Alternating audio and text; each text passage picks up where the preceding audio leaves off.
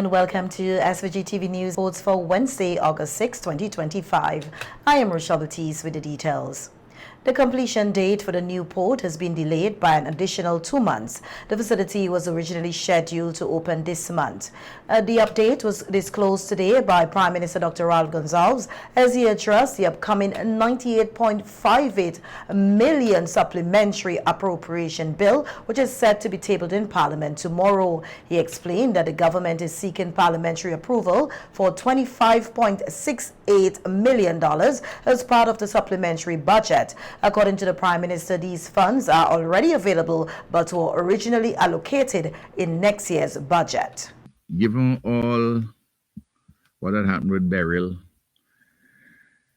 at the port, we should, the latest date they give me is before the end of October.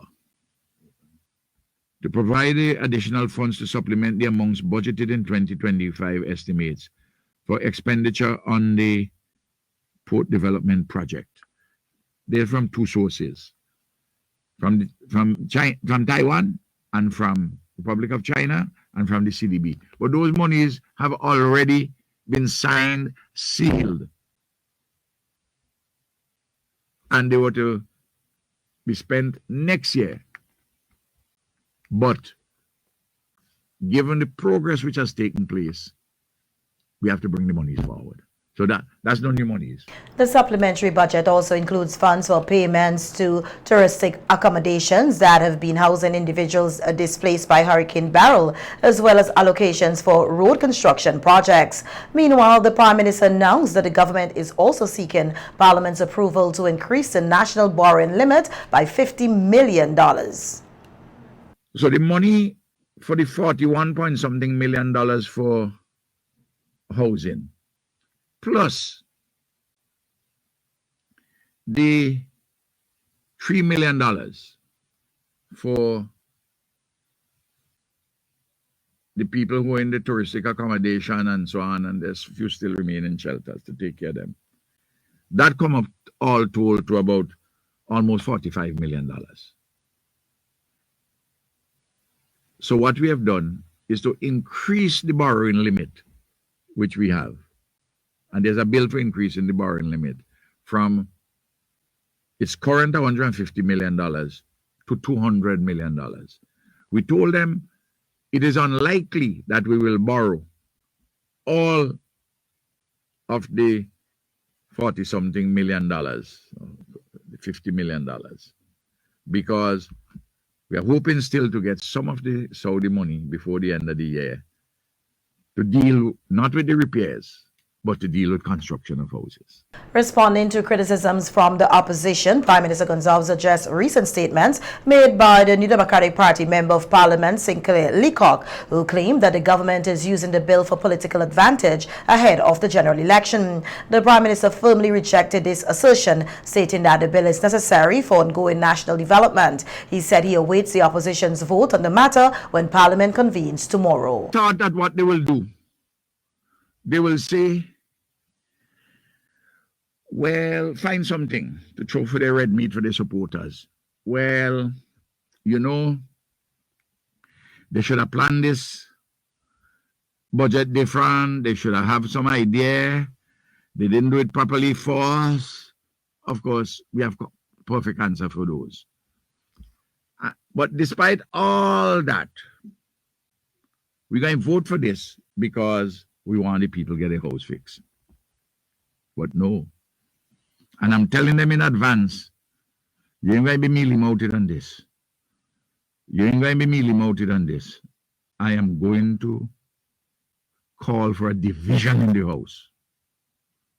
This is not one where you can turn in your bed at night and roll over and get sapped with Alcolado and Limacol and call your doctor for tablets to make you sleep. No. You have to stand up like a man or a woman and be counted to make sure that more roads are built, make sure the money come forward from next year to this year in relation to the port. Because those are, I say, monies which are already there. I'm talking now only in budgeting terms. And Prime Minister Gonzalez has indicated that a general election could be held sometime in November this year.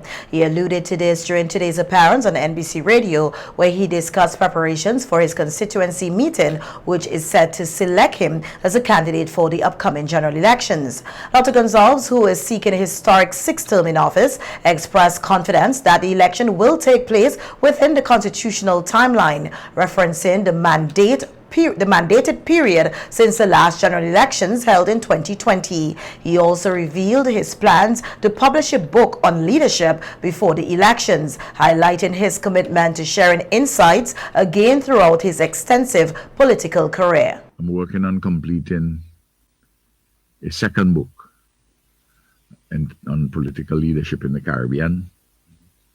I'm hopeful that it will come out before the next general elections, which I expect to be sometime before the end of this year, because we had the elections on the 5th of November 2020, but we first went to Parliament after the elections on the 30th of November. And so, in a sense, time runs from then. All right. And I put it that way, that either maybe earlier or maybe later. A lot of persons waiting for the date. I am myself. Is waiting for the date. I'm myself waiting for the date because I love general elections. I have a lot of fun. It's a lot of work. And as you notice, that I'm getting myself in good physical shape for what I call the heavyweight championship belt. The Prime Minister stated that he looks forward to the 2025 elections, emphasizing the importance of the democratic process. He said the people will once again have the opportunity to exercise their democratic right to choose the leader who will govern the country. The Constitution has given me the authority to make, in the twinkling of an eye, the sound of the trump, to blow the trumpet. Huh? To shake the mountain and call the election. And we get in there. Day by day, sweet Jesus. We get in there. We get in there. And you'll hear, I tell you, I love election, I love them. Because I love going to the people to mark my exam. I love them to mark my exam paper. They ain't giving me 100%, but they're giving me an A plus. You know what I mean? They gave the ULP that. Because there are always things still to be done. The selection meeting for the South Central Windward constituency, which Dr. Gonzalez represents, is scheduled for Saturday in Connery. This meeting will officially confirm his candidacy for the upcoming elections and is set to take place just one day before the Prime Minister's 79th birthday. I'll be nominated yet again by the party and my constituency council. There's that constituency council conference, which will be about 6 o'clock on Saturday. And then it's going to be followed by a red lime and rally. I think people are going to cook, they're going to have drinks and sale. A lot of people no doubt would come with their icebox and various bits and pieces with food and, little different facilities. And then there's going to be some entertainment. I don't know the entertainment package yet, and there'll be a few speeches. So I think it's going to be a wonderful event. If everything runs on time, I think 6 o'clock, the constituency conference will be called to order in the outside of the schoolyard. We'll put up tents for that purpose. Of course, I anticipate there'll be hundreds others who will be there at the constituency conference. Of course, if people want to turn up and see what the constituency conference is about, it's going to be fine because I'm the only candidate, so it's a formality. The presence of Cuban hospitality experts currently in St. Vincent and Grenadines to train personnel in the tourism sector is being regarded as a strategic investment in the country's human capital.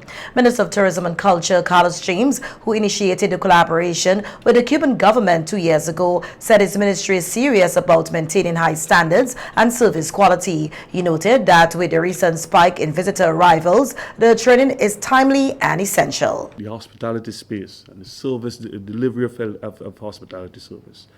The Cubans are well known for that. And what we intend at the end of this program is to equip many of you as facilitators with that added knowledge and edge and the information transfer and the practical skill sets that they have and they possess and the years of experience working within the sector, that we can, in St. Vincent and the Grenadines, transfer that knowledge to participants within this program, but also to students who are participating within the training, many training programs across the TVET Institutes of Learning across St. Vincent and the Grenadines.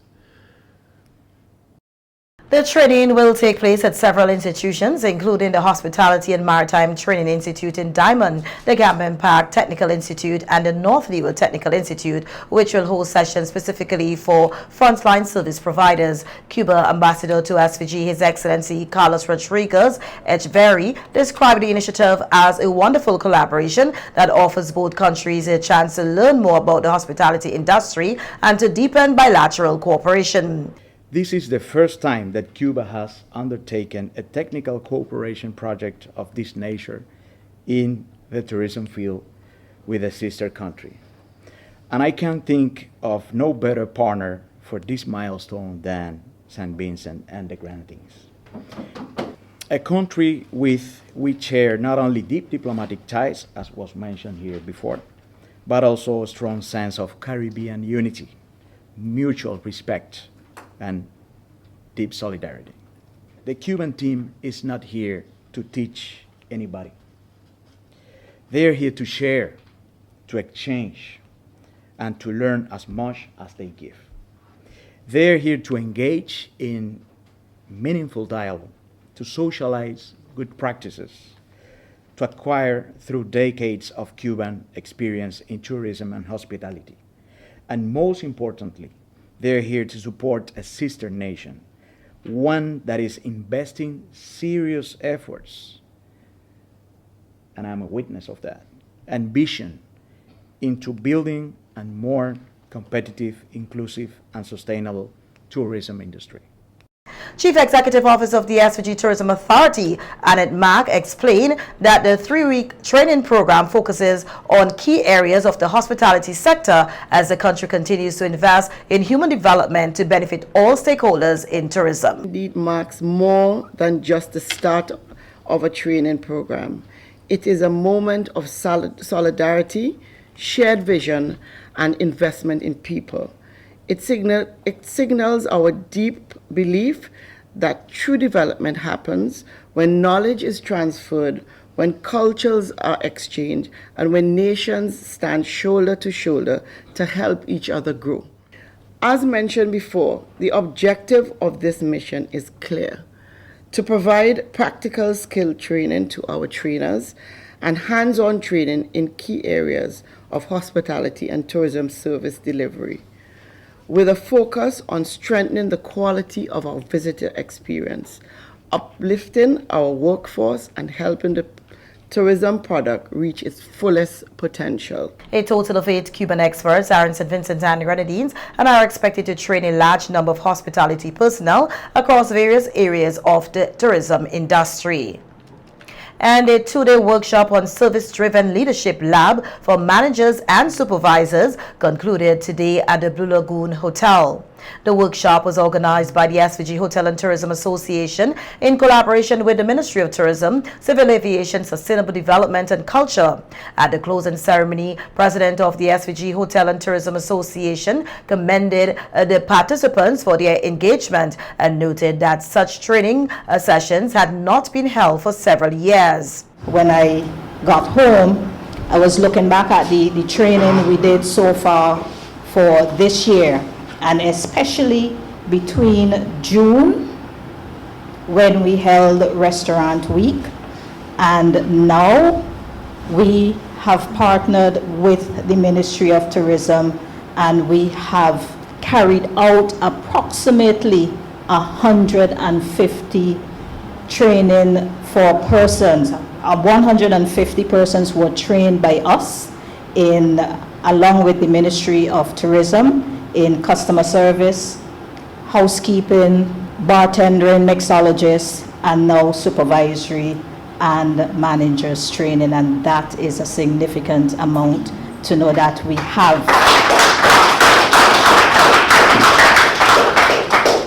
accomplished such in a span of, basically you can say, 2 months to 2.5 months. I would also like to add, you can put this on your agenda for what is coming up.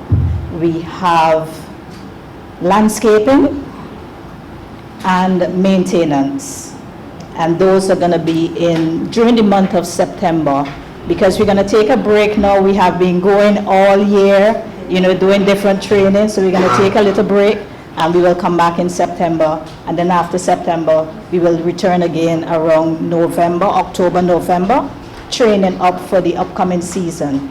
In-house trainer Francilia Maxman Sterling highlighted the diverse mix of participants attending the workshop, which included representatives from government departments, insurance companies, hotels, restaurants, and other businesses. Initially I thought, oh boy, how are we going to get all of this to gel, but it really gelled well. One of the things we were quite surprised about is the challenges of the middle managers. They're really the same. Whether you are supervising in the restaurant, supervising at a bar, working at an office, these challenges are the same.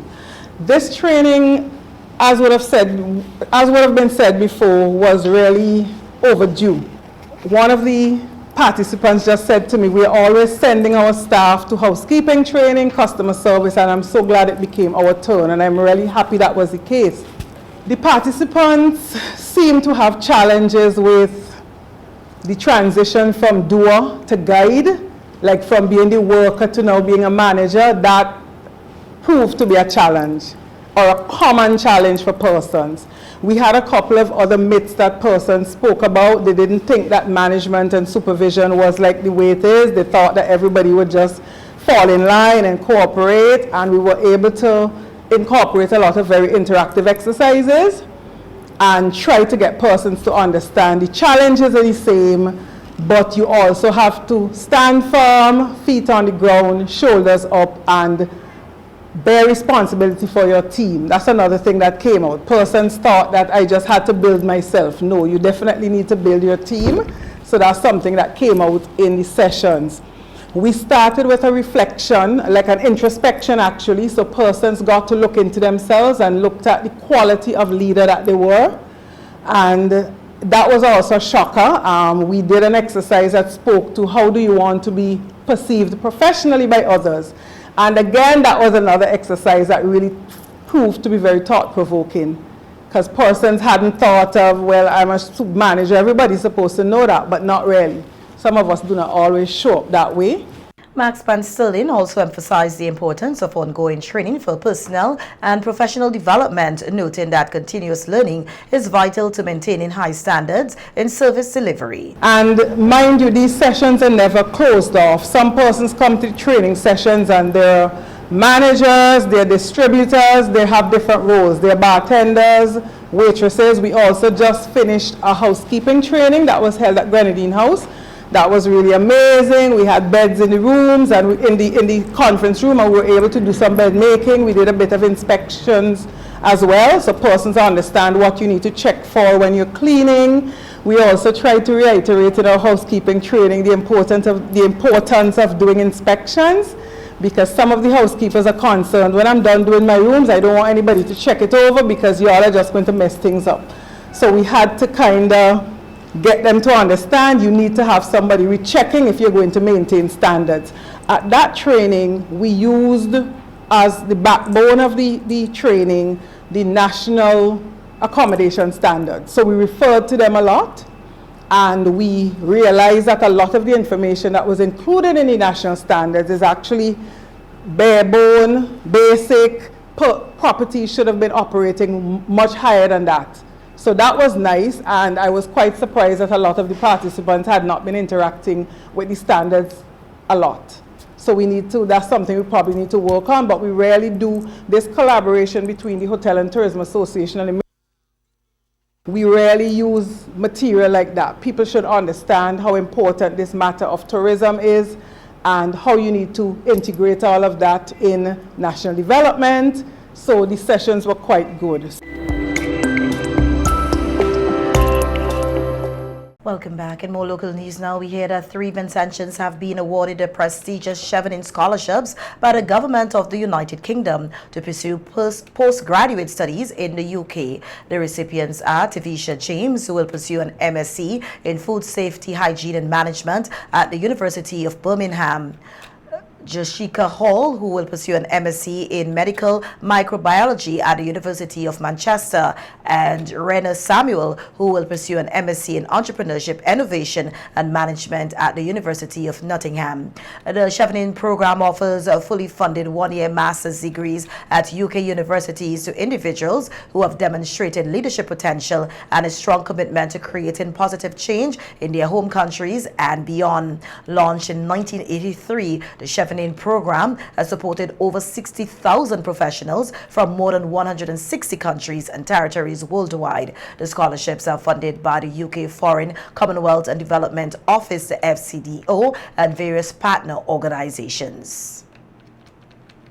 As the lines between local and global threats continue to blur, the Royal St. Vincent and Grenadines Police Force is stepping confidently onto the regional stage. According to a news release from the RSVG-PF, Corporal Chevy Miller and Ordinary Seaman Tiwani John have successfully completed an 11-week Trainer of Trainers program in French linguistic and intercultural capacity building. The program was hosted by the Regional Security System, the RSS, in partnership with the International Organization of La Cophonie, OIF, and the Alliance Française of Bridgetown. The training took place from April 29 to July 4th at RSS Training Institute in Paragon, Christchurch, Barbados. It was designed to strengthen operational capabilities in multilingual and multicultural environments, a vital focus in light of ongoing regional support efforts in Haiti, a CARICOM member state currently experiencing complex humanitarian and security challenges.